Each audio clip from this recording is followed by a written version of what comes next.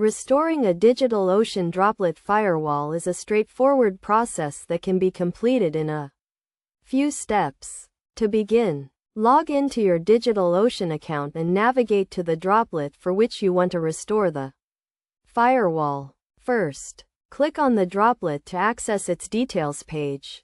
Then click on the Networking tab. In the Networking tab, you will see the Firewalls section, where you can view the current firewall settings. To restore the firewall, click on the Actions drop-down menu and select Restore Default Firewall. This will revert the firewall rules to their original settings, which are designed to provide a secure configuration for your droplet. Before restoring the firewall, it is essential to understand the implications of this action.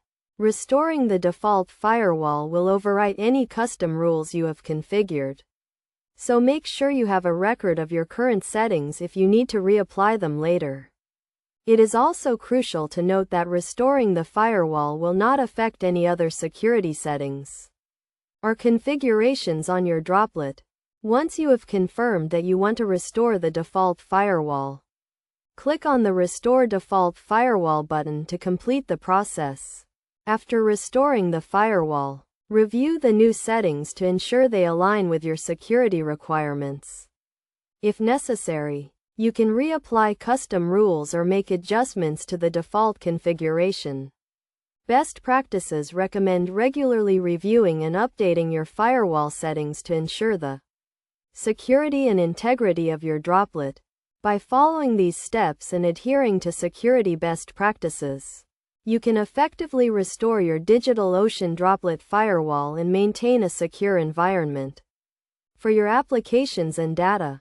In summary, restoring a DigitalOcean Droplet Firewall involves accessing the Droplet Details page, navigating to the Networking tab, and selecting the Restore Default Firewall option.